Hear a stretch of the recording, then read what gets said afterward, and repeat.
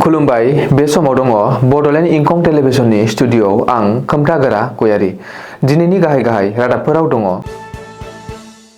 गुवाहाटीनि हरुहुजायाव 10 साननि हिनजावसा NCC cadet ट्रेनिंआ जागायबाय। साथाम बांग्लादेशीखौ एनआईएनि जर'खा बिजिरसालिया 5 बोसोर जोबथेसालिनि साजा फोसावदों।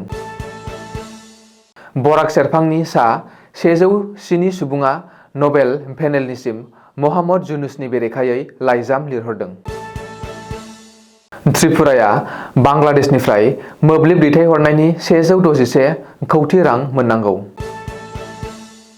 जनाइनि सियां दैमा रुगुङाव आबादारिफोरा गोबां बोथोरनि आबाद दिहुननो हादों।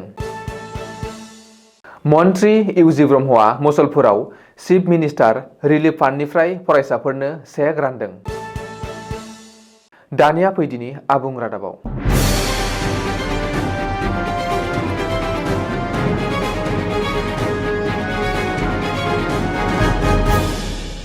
10 साननि थाखाय हिनजावसा एनसीसी केडेट जथाय ट्रेनिंआ गुवाहाटीनि हरुहजाय स्टेडियामाव बुधबारखालि जागायबाय। बे ट्रेनिंआ फैगौ 18 दिसेम्बरसिम सोलिगोन। आसामनि गासै गं 30 फरायसालिनिफ्राय फैनाय सा 60 हिनजावसा एनसीसी केडेटफोरा बाहागो लाफैदों। बे जथाय एनसीसी केडेट ट्रेनिंआव camp commandant colonel Ajay Kumar शर्माया हाबाफारि बायदियै बेखेवनानै होयो। बेनि उनाव NCC Guwahati camp group commander brigadier Ajit Kumar बराया हरुहजायाव थांनानै केडेटफोरजों मोगा-मोगि लाहैदों। भारतआव आयेन बेरेखायै हाबफैनानै नकल फोरमानलाइजों गावसोरखौनो भारतारि नोगोरारि साजायनाय साथाम बांग्लादेशीखौ एनआईएनि जर'खा बिजिरसालिया बोसोरबायै जोबथेसालिनि साजा फोसावदों। साजा फोसावजानाय बांग्लादेशीफोरनि मुंखौ फारियै मोहम्मद हाबिबुर रहमान, हान्नान आनवार हुसैन आरो राजेशाब मण्डल होननानै सिनायथि होदों। मख'नो गोनांदि बिसोर साथामबो बांग्लादेशीया भारतनि नकल आईडी बानायनानै मुम्बाइआव थानो हमदोंमोन आरो लोगोसेनो भारतआव थिउरिया सोरजिनो खाबु लादोंमोन। बेखायनो बुधबारखालि बिसोर साथामखौबो मुम्बाइआव एनआईएनि जर'खा बिजिरसालिया बोसोरबायै साजा फोसावदों। बांग्लादेशनि गेजेरारि गाहाय मन्त्रि मोहम्मद युनुसनि बेरेखायै बराक सेरफांनि साथाम उकिलखौ लाफानानै गासै सा 107 सुबुङा नबेल पेनेलनो लाइजाम लिरहरदों। मानो होनोब्ला मोहम्मद युनुसआ दैदेननाय गेजेरारि सोरखारि समाव बांग्लादेशनि माइनरिटी एबा हिन्दु सुबुंनि सायाव इनाय अनागार खालामगासिनो थादों। थोंजोङै नङाब्लाबो नबेल बान्था मोनगिरि मोहम्मद युनुसआबो खेंसालियायै बांग्लादेशनि माइनरिटी एबा हिन्दु सुबुंनि सायाव इनाय अनागार खालामनायाव लोब्बा दंफायो होननानै दाबि खालामदों। मानो होनोब्ला आथिखालाव बांग्लादेशनि आयेनारि हालोदा जोबोर गाज्रि आरो बेखायनो सोरबा आजिरा मोननाय आर्मि जवानफोरानो माब्लाबा आसाम आरो कलकाताखौ गाग्लोबनो होननानै हुंखार होनो हालायदों।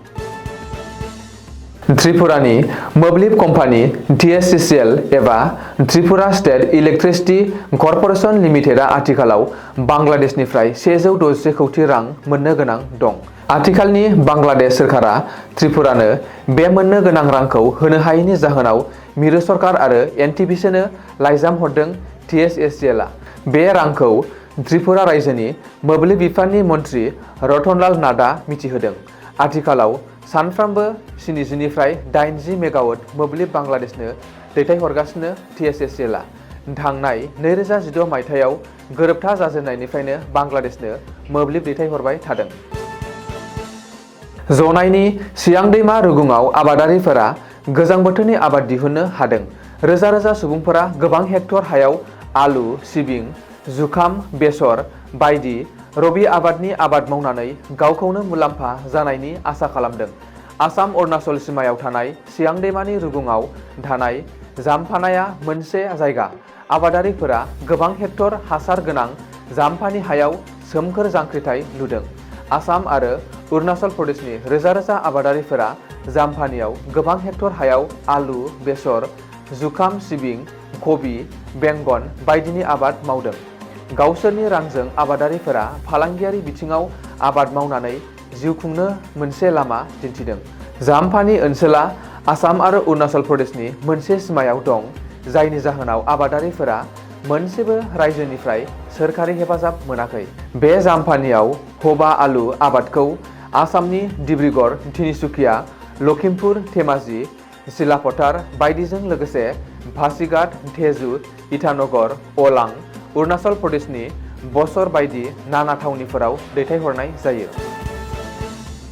बाक्सा जिल्लानि सदर मुसलपुराव थानाय कालचारेल कमप्लेक्सआव बिस्थिबारखालि मोनसे हाबाफारिनि गेजेरजों आसामनि केबिनेट मन्त्रि इउजि ब्रह्मआ 63 नं सापागुरि बियाबनि सिंनि फरायसा आरो बेरामि सुबुंफोरनो 2024-25 इं मायथाइनि चिफ मिनिस्टार रिलिफ फान्डनिफ्राय चेकफोर राननानै होयो।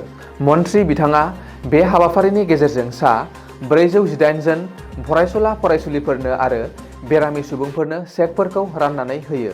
चेक राननाय हाबाफारियाव बाहागो लानानै मन्त्रि इउजि ब्रह्मआ खौरां बिजोंनि सिगाङाव फोरमायनानै बुंदों दि बे रांनि जोहै फरायसुला फरायसुलिफोरा एसेब्लाबो मदद मोनगोन। लोगोसे बिथाङा आसाम सोरखारा रेशन आरो आखाइ इसान दारिमिनाव सि जोम दारिमिननि जौगानायाव गोनांथार बिफाव लानाय बाथ्राखौ फोरमायनायजों लोगोसेनो फाथो आरो एरिनि इरि मुगानि दारिमिननि दिहुनथाइखौ बांहोनो थाखाय बायदि रोखोमनि राहा लानाय जादों होननानैबो फोरमायो।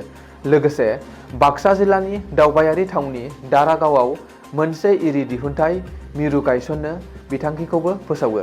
बे हाबाफारियावनो मन्त्रि बिथांजों लोगोसे बिटिसि सायख' बर्डनि मासिगिरि डक्टर दीपक कुमार बसुमतारी आरो इउपिपिएल मुसलपुर जिल्लानि आफादगिरि नेहाथारि आरो गोबां गेदेमा सुबुंफोराबो नुजाथिदोंमोन।